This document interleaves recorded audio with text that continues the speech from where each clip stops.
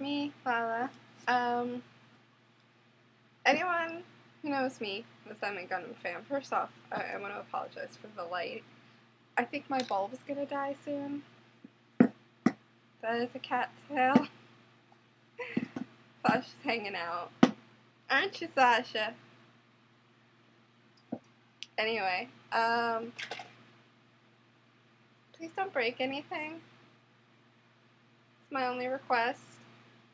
Anyway, anyone who knows me knows I'm a big Gundam fan. And, every now and then I like to do models. My cat's destroying things. Sasha, knock it off. And, every now and then I do models, and it's like, wow, I'm going to show you, a before and after stage of a model, but I thought before I do that, I better show you my kit. Now, anyone who builds models is going to tell you that they have a kit. And basically what this kit includes is a few tools that you use for, like, breaking the pieces out. Example here is, like, see how, this is a typical model piece. You see how these pieces are, first and foremost, these ones are already colored, so it makes half of my kit useless. But you cut them out, and then you, like, file down the extra pieces, and then you snap them together. Some people glue them together as they snap them together so they'll never come apart. I should have done that with my first model I bought here in Vegas, because my nephew broke it. But, first model, first I gotta show you the kit. So, my kit in this box here.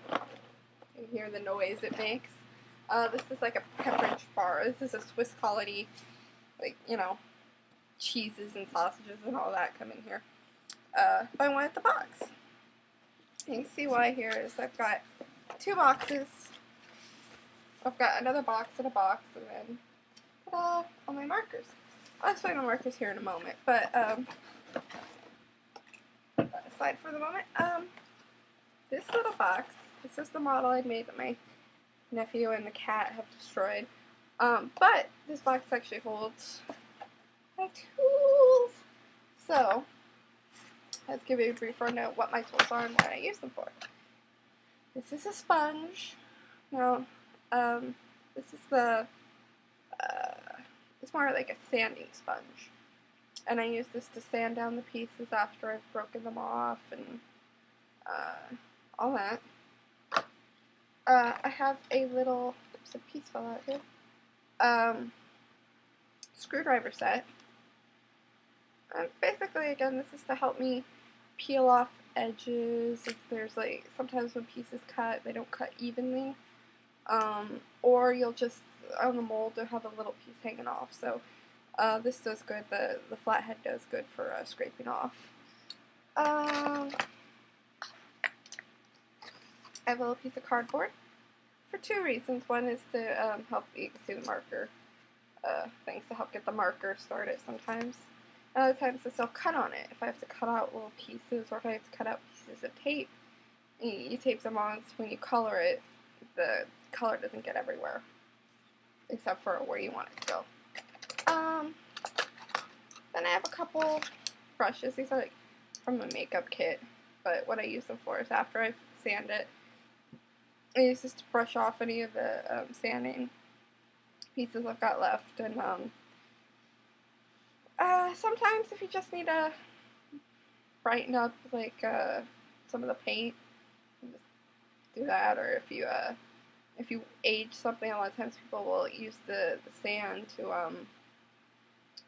make it look aged or beat up. I'm not really that good yet, so, pliers. These are my tiny pliers, and these are, again, for cutting out the pieces. I like these ones because they're easy to angle. Same with this, little tiny pair of scissors, and then this is pliers for when I need to bend some of you're snapping together. Sometimes the pieces will have, you'll see a line or crack, so what you can do is you can bend the plastic a little bit so that it'll hide the seams. This is like a pipe cleaner. Again, this is for the pieces inside, like when they snap together. I like to use this. Sometimes a piece is too big or a piece is too small, so open up the hole or I'll grind down the peg. Nail file for grinding down pegs. This is also a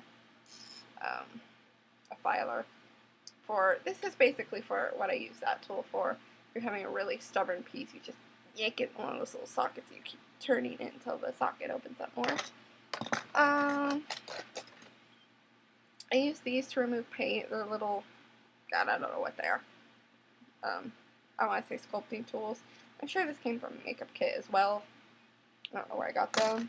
Oh, I have a toothpick for when I'm doing intricate painting, and you gotta sometimes, with the Gundam markers, a little too much paint will come out, so it'll start to get into edges. What I do is I get this to scrape out the paint from the edges. That's a new one. My old one was really bad. And then, these are box cutters. I need an actual holder for them, but I'm not really fond of using big knives. So,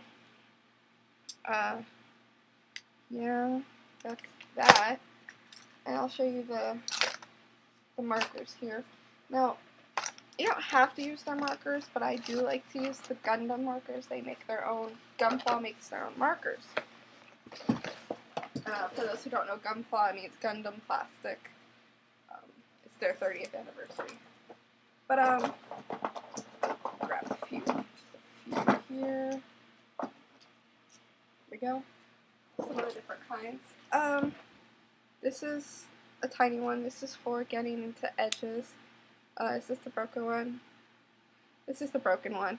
But I keep it around because normally this thing isn't supposed to bend, but you probably barely see it bend. But this is great when I've got edges that I'm having a hard time controlling. It's broken, but it's still, the metal's broken, but the ink still works. This is the silver marker.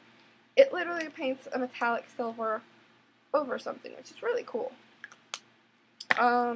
This is just a regular silver marker. This is like a gray color. Like, that's actually silver. This is a gray.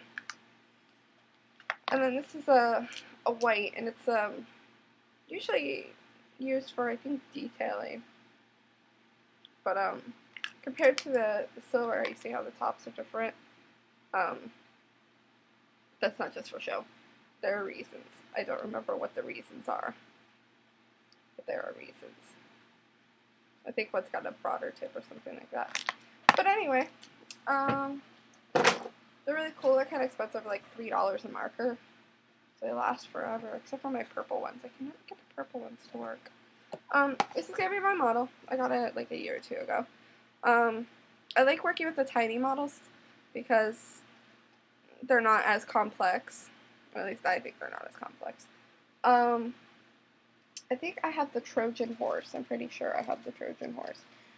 The reason it's called the Trojan horse is because that's what it was named by Xeon. It's the white base, if you know what white base is.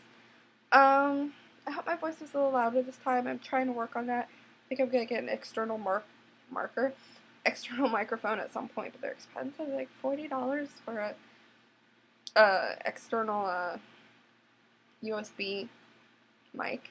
So, anyway. Well, this video's drowned on, so I'm going to start getting to work on my model. And when I get bored of that, I'm going to go back to playing Dynasty Warriors Gundam. Yeah. Anyway, I had fun. I hope you had fun and you learned a little bit.